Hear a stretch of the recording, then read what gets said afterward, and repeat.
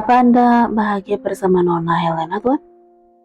Suatu siang, setelah Saga menghabiskan makan siangnya, sudah setahun sejak Helena diperkenalkan ke publik oleh Saga sebagai kekasihnya. Gadis itu di belakang tuan mudanya selalu bersikap besar kepala. Tentu saja aku bahagia bersamanya. Senyum di bibir Saga sudah membuat Han mengubur semua informasi yang diketahui tentang Helena. Selama tuan muda merasa bahagia, maka dia akan menutup rapat semua rahasia Helen. Begitu dia berkesimpulan. Selama gadis itu tidak mengkhianati tuan muda, dia akan membiarkan niatan apapun yang ada di hati Helena. Ya, selama tuan mudanya bahagia, karena itu janji dan sumpah yang sudah dia ucapkan ketika memasuki rumah utama, di hadapan tuan besar yang memilihnya. Kenangan demi kenangan berdatangan saat Han melihat wajah anak-anak berlarian di taman bermain. Ibu-ibu mereka yang akan bergerak sigap saat merasai ada bahaya sedikit saja yang mengancam anak mereka. Apa aku sedang bersikap seperti wanita-wanita itu kepada anaknya ya? Bahagia? Sebenarnya parameter apa yang bisa dipakai untuk mengukurnya? Kerap kali dia mendengar dari mulut tuan mudanya kalau dia hidup bahagia sekarang. Nia membuatku bahagia, jadi berhentilah memikirkanku. Kau bisa mulai menyusun rencana hidupmu. Rencana hidupku? Memang aku punya rencana apa untuk hidupku? Bahkan pertanyaan itu tidak bisa dijawab Han. Selama ini rencana hidupnya hanyalah antar Nagrub dan Tuan Saga. Kebahagiaan Tuan Muda adalah tujuan hidupnya. Sebuah bola bergulir di kaki Han yang sedang merenung tentang arti rencana hidup untuk dirinya sendiri. Di luar Tuan Muda dan antar Nagrub, dia mendongak dan melihat seorang anak berlari ke arahnya. Maaf Paman, bisa tendang bolanya? Seorang anak yang kira-kira masih duduk di sekolah dasar, masih berdiri di tempatnya, menunjuk bola di kaki Han. Han masih diam. Dia hanya menatap bola bergantian dengan anak yang berteriak. Karena dia tidak bereaksi, membuat anak laki-laki itu berjalan mendekat ke arahnya. Paman, anak laki-laki itu memanggil lagi saat Han sudah meletakkan bola di tangannya, tapi belum melemparkan bola itu kepadanya. Hei bocah, aku bukan pamanmu. Memang kau anak tuan muda dan nona apa? Seenaknya memanggilku paman. Mana ibumu? Apa kamu tidak diajari untuk tidak bicara dengan seorang orang asing? Masih memegang bola, si bocah laki-laki menghentikan langkah, lalu mundur ke belakang, seperti tersadar nasihat ibunya yang selalu diulang-ulang setiap waktu itu. Kalau berada di tempat keramaian, jangan berpisah dengan orang dewasa, jangan bicara dengan orang asing kalau kamu sedang sendirian. Ambil ini, segera kembali ke ibumu. Iya paman, terima kasih. Sudah aku bilang jangan bicara dengan orang asing. Han bicara dengan keras lagi. Dan aku bukan pamanmu, ulangnya setelah menerima bola bocah itu. Langsung kabur tanpa bicara lagi. Apa saat ada anak di antara tuan muda dan nona, aku udah mulai bisa bernafas lega. Han masih melihat bocah kecil itu berlari, berkumpul lagi dengan teman-temannya. Dia udah lupa dengan paman aneh yang ditemui tadi. Setelah pertemuan pertamanya dengan tuan muda yang banyak maunya, tapi tidak pernah mau mengatakan secara spesifik keinginannya itu apa, setiap hari Han akan mengikuti ayahnya untuk bekerja. Menjadi teman belajar dan bermain Saga, itu teorinya. Tapi yang ada seperti tidak seperti itu. Dia masih dianggap pengganggu tidak berguna. Masih dites melakukan ini dan itu. Dikerjai untuk menghafal banyak hal yang intinya hanya hal remeh-temeh tentang tuan mudanya. Masuklah Han, pintu terbuka pelan. Tuan sedang duduk di sofa ruang kerjanya. Bocah kecil itu memasuki ruangan kerja. Walaupun terlihat ragu dan takut, tapi dia berusaha tenang. Terlihat dari tangannya yang dia remas dengan kuat. Duduklah. Tidak apa-apa tuan, saya berdiri saja, ucapnya sopan. Duduklah. Tuan besar menepuk sofa di sebelahnya lagi, membuat Han melangkah dan duduk. Bagaimana? Kau senang bertemu Saga? Sama sekali tidak. dia sangat berbeda dengan apa yang diceritakan ayah. Dia tulen muda aneh yang banyak maunya, dan masalahnya dia tidak bisa spesifik mengatakan apa yang dia mau. Dia menyukaimu, ya walaupun dia menunjukkannya dengan cara yang aneh. Tuan besar tertawa sambil mengusap kepalahan, menyadari dan tahu dengan pasti bagaimana karakter putranya. Dia sengaja tidak tidur dan menungguku pulang kerja hanya untuk bertanya tentangmu sepanjang malam. Tertawa lagi, mengusap kepalahan lagi, membuat bocah kecil itu merasa malu karena ayahnya sendiri sangat jarang melakukannya. Kalau tidak menyukaimu, dia tidak akan mengizinkanmu masuk ke kamarnya. Cih, dia kan hanya ingin pamer dan membuatku menghafal semua benda kesukaannya. Han, bagi Han kecil, suara Tuan bergema dengan serius memenuhi ruangan. Ya Tuan, hanya memprediksi kalau kalimat berikutnya pasti akan sangat serius. Jagalah Saga seperti kau menjaga adikmu. Kenapa? Bukankah ada Tuan besar dan ayah yang akan selalu ada di sampingnya sebagai penerus keluarga? Kenapa Tuan mengatakan hal seperti itu? Bukankah ada ayah dan juga Tuan yang akan selalu ada di samping Tuan muda? Saat itu Tuan besar hanya terdiam, tidak tahu apa yang dia pikirkan, tapi tangan hangatnya membelai kepala Han lembut. Aku hanya akan merasa tenang kalau sudah memastikan dia hidup bersama orang-orang yang akan selalu mendukungnya dengan tulus. Berjanjilah, Tuan, untuk berada di samping Saga dan menjaganya seperti kamu menjaga adikmu sendiri. Dan hari itu janji yang mungkin sepenuhnya tidak dia mengerti terucap. Janji yang baru dia sadari setelah kepergian Tuan besar secara tiba-tiba. Kenapa aku tiba-tiba teringat dengan semua itu? Han bangun meninggalkan semua kenangannya, berlarian menjauh. Dia melemparkan botol kosong di tangannya ke tempat sampah, lalu menuju tempat parkir. HP di sakunya bergetar. Tuan, apa jaket yang Anda pakai hari ini? Apa Anda bersenang-senang di udara secerah ini? Pesan dari Arandi Pembui dengan 2 tanda hati.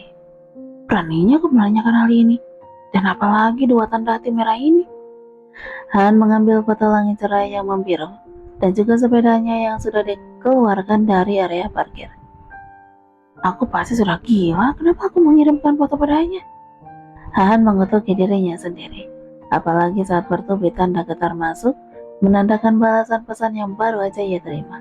Dia tidak membuka HP, dia biarkan saja. Hari ini belum saatnya dia memberikan harapan pada gadis. Bodoh itu, begitu pikirnya. Han meninggalkan taman tempatnya berolahraga. Masih banyak lembaran uang di saku jaket. Rezeki orang yang dititipkan Tuhan lewat perantaranya. Sementara Saga belum melepaskan pelukannya ketika dia mengakhiri cerita awal pertemuannya dengan Han. Pertemuan dengan bocah krempeng dan kurus yang tinggi badannya nyaris sama dengannya, walaupun mereka terpaut beberapa tahun jarak usia. Lalu ciuman lembut menyusuri kepala Dania. Gadis itu membiarkan dia merasakan dekapan Saga jauh lebih hangat ketimbang sinar matahari pagi yang sedang menari-nari di ujung rambutnya. Dania terlihat tersenyum ketika membayangkan wajah bingung Han seperti yang dia alami dulu ketika belajar menafsirkan maunya tuan muda ini. Apa aku bisa tertawa sekarang? Menertawakanmu juga, Sekretaris Han? Ternyata aku menjalani hidup yang tidak mudah di awal-awal bersama Tuan Saga. Sama sepertiku. Sepertinya bukan Dania atau Han yang aneh, tapi laki-laki yang sedang memeluknya sekarang. Tapi tetap saja karena dia rajanya, jadi orang-orang di sekelilingnya yang menyesuaikan diri dengannya. Entah kenapa sekarang cerita awal pernikahannya bisa dia tertawakan. Kalau mengingatnya, senyum simpul di ujung bibirnya selalu muncul. Padahal dia dulu menjalaninya dengan drama penuh air mata. Itu jadi semacam kenangan tersendiri bagi Dania yang ia simpan untuk dirinya sendiri. Sayang, jadi karena itu Sekretaris Han bahkan tahu apa yang kamu inginkan hanya dari mendengar suara desah napasmu? Dania tertawa. Dia belajar dengan sangat cepat setiap harinya. Saga mengingat dengan jelas saat-saat itu, dan tidak tahu apa yang dia makan, tapi dia benar-benar tumbuh tinggi, melebihi aku. Tubuh kurus kerempengnya benar-benar sirna seiring usia remajanya. Han tumbuh 2 kali lipat dibanding Saga, baik secara mental ataupun fisiknya. Apa aku boleh melihat foto-foto masa kecilmu? Hehe, aku penasaran, semanis apa sih suamiku ini? Dan sesombong apa wajah masa kecilmu? Dan ia mencubit pipi kiri Saga. Apa kamu setampan ini? Dari lahir aku memang udah tampan. Acuh dan sombongnya keluar. Kalau kau, apa dari lahir rambutmu sudah seperti ini? Dan ia menyikut perut Saga yang menempel di tubuhnya. Kenapa rambutku? Cantik kan? Kamu saja sampai tergila-gila dengan rambutku. Saga tertawa lalu menciumi rambut Tania. Benar kata istrinya, dia memang tergila-gila dengan rambut istrinya. Rasanya kalau tidak memainkannya sehari saja, selalu ada yang kurang dalam kehidupannya. Gelak tawa keduanya menambah keramaian kupu-kupu yang terbang di antara bunga-bunga. Nia, aku mencintaimu. Menarik tubuh Nia untuk menghadap ke arahnya. Dan Nia terperangah. Kenapa tiba-tiba biasanya? Saga jauh lebih sering menunjukkan cintanya lewat perbuatan daripada kata-kata. Jadilah ibu dari anak-anakku, katanya kemudian sambil menyentuh kedua pipi Nia yang hangat. Kau mau kan? Tanyanya kemudian. Apa? Dia benar-benar memintanya. Sejujurnya Nia menunggu kata-kata itu terucap dari mulut Saga secara langsung. Walaupun Amira yang dibawa ibu bukan lagi masalah, tapi tidak menutup kemungkinan akan ada gadis lainnya yang lebih cantik, yang jauh lebih agresif, ataupun menakutkan. Seperti halnya gadis pelakor yang sering muncul di drama TV, dan mendengar Saga mengatakan sendiri, entah kenapa membuat Nia bahagia. Sesederhana itu penantiannya. Kelak jangan pernah memikirkan apapun yang ibu katakan, walaupun dia belum menyukaimu atau merestui kita dengan sepenuh hati. Mencium kening Nia. Walaupun kelak muncul wanita yang dia bawa seperti Amira, percayalah, hanya kepadaku. Saga meraih tangan Nia meletakkannya di dadanya. Hati ini milikmu. Sayang, wajah Nia merona. Tubuh ini juga milikmu seutuhnya. Ujar Saga menarik kerah bajunya, seperti leher dan baunya terbuka. Dia tertawa saat wajah Nia langsung berubah merah. Kau mau menyentuhnya? Wajahmu merah begitu? Kau malu? Atau mau? Sudah gila ya? Ini kan di taman. Paman muncul diikuti oleh 2 pelayan di belakangnya. Nia langsung menarik baju Saga dan mengembalikannya ke tempat semula. Suaminya mendengus ketika melihat siapa yang datang.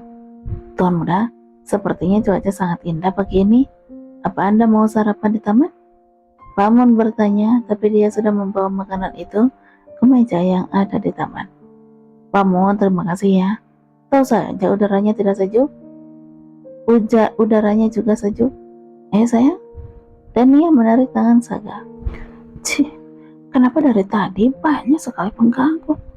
Akhirnya mereka duduk dan menikmati sarapan. Saga mengisyaratkan agar semua pergi. Paman menganggukkan kepala kemudian berlalu. Langkahnya diikuti para pelayan wanita meninggalkan taman.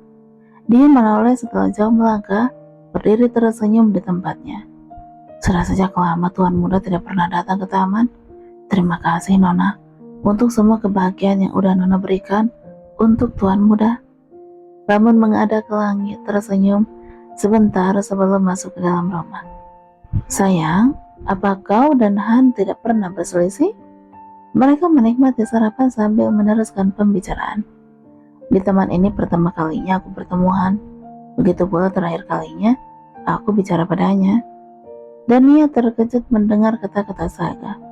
Mereka bertengkar. Kenapa? Hari itu, setelah beberapa bulan aku melewati hari berat, setelah kepergian ayah, setelah perusahaan kembali stabil dan para pengganggu berhasil dibungkam oleh paman, Han bilang dia akan pergi dari sampingku. Dan Nia merasakan itu, kesedihan, kemarahan yang menjadi satu.